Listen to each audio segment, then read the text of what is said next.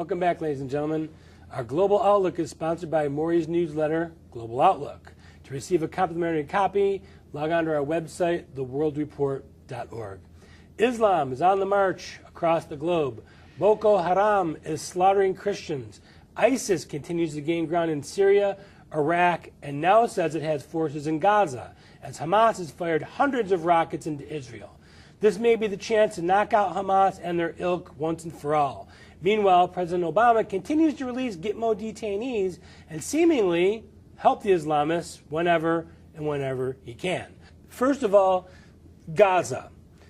This is a chance for Netanyahu, who I think is probably the only adult leader in the world right now. Seems to be. To really take these guys out. This is his chance. He's going to do, and do you think that they will take it to the point of wiping Hamas out of the Middle East? I don't think they're going to get rid of Hamas. I think what they're going to do, first of all, I think they're going to develop a cordon sanitaire between Israel and Hamas. They're going to take a chunk of the northern part. You know, right now they've made phone calls and told people to get out of the northern part of Gaza. Gaza is a little strip of land, and they have about 3 million people all squeezed together. And they're being squeezed by Egypt and Israel at this point. Well, this time, this is why Netanyahu can do what he's doing, because before Egypt was always there to back up Hamas and extreme radicalism. Now, Sisi is working with Netanyahu. And actually the ceasefire that he proposed could have been written by Israel. I mean, this guy hates radical Islam. I mean, the Egyptian leader, Sisi, and he's got the Egyptian army behind him. And he's hanging Muslim Brotherhood leaders. And he's doing, you know, the thing that really gets me, the media, I mean, even so-called mild conservative media is making a body count of Palestinians. They killed 200. You know, they put these rocket launches right in homes of people. Well, Netanyahu made a great point. He said, our Iron Dome protects our civilians from rockets. The Palestinians, they protect their rockets with their people. That's an excellent point. That is a point, and it's a truth. There's no question about it, but to answer your question, to try to make a projection of what the Israelis are going to do, I think for the first time, you're right. I mean, you've got a guy with a tremendous amount of fortitude there in Netanyahu. If there was a God-sent leader like a David or any one of the great heroic leaders of Israel over the past 3,000 years or whatever, this man... Right man at the right time. He's a right man at the right time. That's exactly right. And he is not going to rest until he protects his country. You know, do you know how many people live in Israel today? Over 8 million. They had huge amounts of Russians coming in when the Soviet Union cratered. And their technology is superb. You talk to anybody that's in the technology business, they'll tell you they've got a branch in Israel. They're using Israelis. They're on the Israeli stock market. They are way out of proportion. And you know what? I said this off the air. Israel can thank us for the Iron Dome.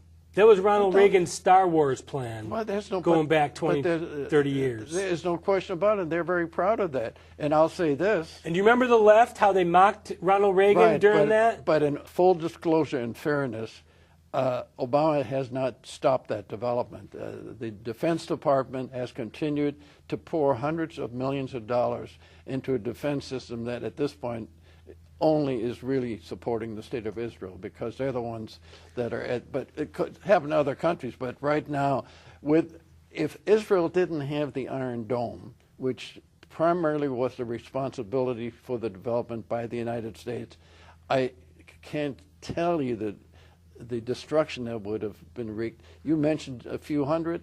They already have sent a few thousand. They have 10,000 rockets that were stored. Most of those came from Iran, and they were, you know, not the kind they just went 10, 20 miles. They could hit every part of Israel, and they could do so.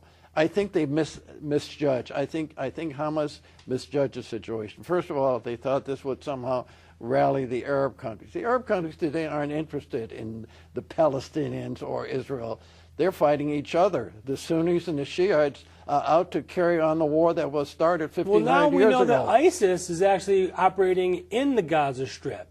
So it has expanded a little bit. And rockets are coming in from Syria and Lebanon as well. Well, I think that's a sideshow. I don't think that's, Lebanon and Hezbollah is, if Hezbollah was really going full bore, this would be much more complicated.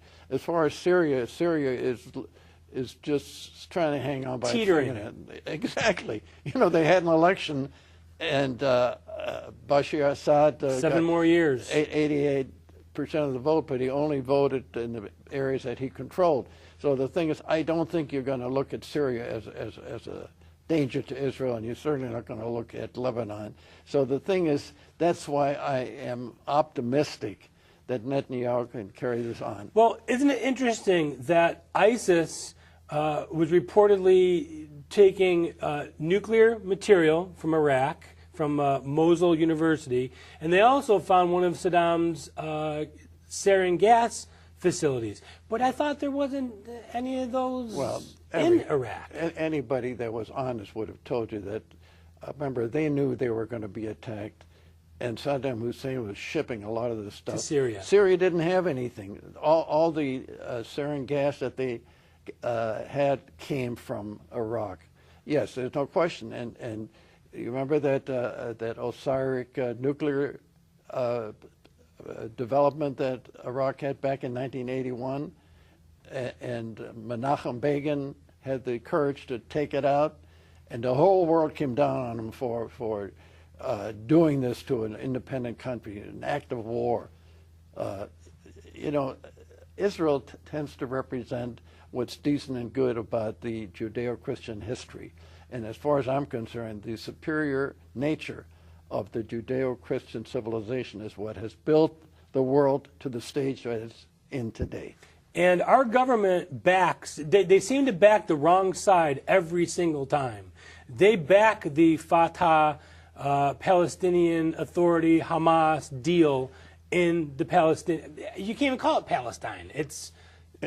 Palestine was created like a Hallmark card. It was a phony name anyway. It's an Arab word for Philistines, and the Philistines were the biggest enemies of the Hebrews back in the. So the whole thing is ridiculous anyway. But I'm surprised you made the statement you did about the fact that we did the wrong thing. No.